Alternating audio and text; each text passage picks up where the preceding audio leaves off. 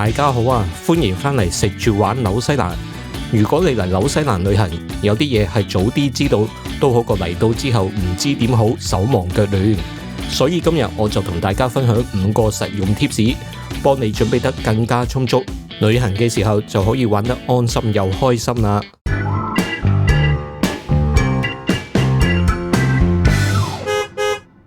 嚟到紐西蘭入境嘅時候，最緊要就係入境申報。紐西蘭入境檢查係非常之嚴格，農產品就一定唔可以帶入境，尤其係豬肉啊、蜜糖啊呢啲，絕對唔可以帶啊！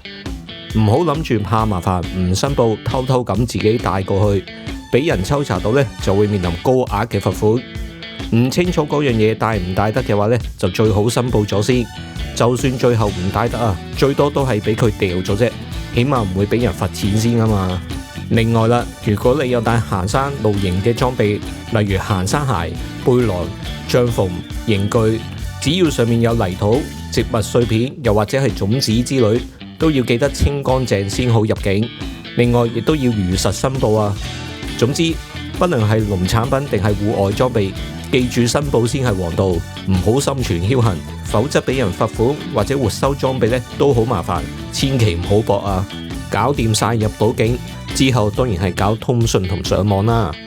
大家都多數會買當地嘅電話卡，而最方便嘅方法就當然係用 eSIM 啦。如果你部電話係支援 eSIM 嘅，一落機就可以即刻下載同埋啟用，超方便啊！但係如果你部電話唔支援 eSIM 嘅話，其實機場都有實體嘅 SIM 卡可以即買即用，價錢就可能會貴些少咁樣。入到市區呢，其實都有唔少地方有電話卡賣嘅，但就未必有專為遊客而設計嘅短期 plan， 所以短期嚟玩嘅就未必最實用。除咗通訊，導航都非常重要，最好就係出發之前準備好。出發前就記得先 download 好個 offline map。好似 Google Map 啊或者 Apple Map 咁，佢哋都有支援呢個 offline map 嘅功能。咁即使去到冇信號嘅郊區或者山區，都唔怕迷路啦。咁就可以順利咁揾到路線同埋景點。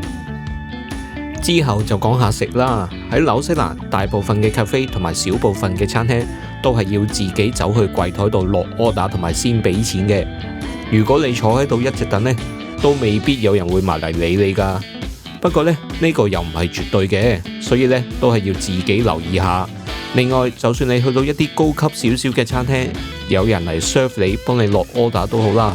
去到埋單嘅時候啊，仍然都係要你自己去櫃台搞掂。雖然如果你叫到呢，佢都可能會埋嚟幫你埋單，但係一般嚟講呢，都係唔會咁做嘅。另外就係唔使俾 tips，唔使諗話要俾幾多 tips 先至夠。俾唔夠 tips 會唔會俾人追出門口？呢度係唔興額外收 tips 嘅。不過有時你可能會喺部碌卡機上高見到問你俾唔俾 tips 咁樣，呢方面呢就隨你喜歡啦。最起碼就算你唔俾都好呢，佢哋都唔會黑你面嘅。食完嘢就可以拍下籮柚就走得啦。唔似話去日本咁，一般餐廳係唔需要自己執台。但係如果去到好似 market 呢啲地方，係用一啲公共嘅餐台，唔似餐廳咁有侍應執台的話，就要記得食完要自己清理，方便下一位。總括嚟講，自己去埋單，唔會被逼俾 tips，必要時自己執台，咁就輕輕鬆鬆有一餐啦。喺紐西蘭買嘢要有心理準備，乜嘢都貴啊！好彩呢，絕大部分地方買嘢個標價呢係已經包埋稅嘅，咁就唔使額外再計。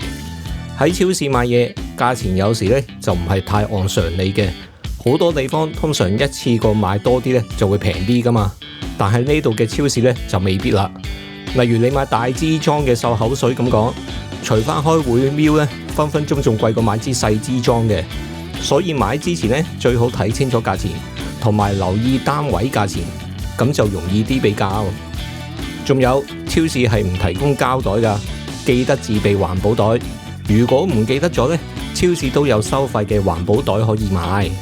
俾錢方面，信用卡或者現金都得，仲可以揀自助結賬，方便快捷，唔使排隊慢慢等。總之去超市買嘢就記住留意價錢，準備環保袋，無謂使冤枉錢啊嘛。紐西蘭市區整體嘅治安呢就唔可以話十分好，但係你放心，好少聽到有人話當街俾人搶手袋啊，又或者拎個電話出嚟就即刻俾人笠咗咁誇張。但係呢，咁都唔代表可以掉以輕心。記得上條片講過啊，千祈唔好留嘢喺架車度啊。夜晚行街呢，就盡量揀啲有街燈嘅地方。如果唔係呢，一個唔好彩俾人老笠呢，就唔好以為報警就即刻有警察到場喎。一般細案件啊，又或者冇人受傷嘅案件呢，警察通常都係唔會理嘅。如果你真係有緊急嘅情況，就記得打111。自駕遊就更加要小心，保險一定要買全保。紐西蘭呢係冇強制第三者保險嘅，所以唔係怕你自己撞到人啊，而係怕撞到你嘅人冇保險啊。到時所有嘅損失呢，都要你自己硬食啦。買保險嘅時候，如果玻璃啊、車胎啊嗰啲話要額外加錢先受保呢，我都建議你加嘅，因為紐西蘭路況呢就唔算特別靚，特別係啲偏遠嘅公路啊，好多大型貨車啊，路上又有唔少嘅碎石。我自己呢都試過俾碎石仔彈爆咗個擋風玻璃，發生意外嘅機率呢一啲都唔低嘅。所以要記住，要好好保管財物，夜晚行街要小心。自駕保險呢就要齊全，咁你就可以玩得放心啲啦。以上就係我今日同大家分享喺紐西蘭旅行嘅小小貼士，希望就幫到你哋啦。如果你覺得呢條片有用嘅話，就記得 like、subscribe。咁我哋下次再見啦，拜拜。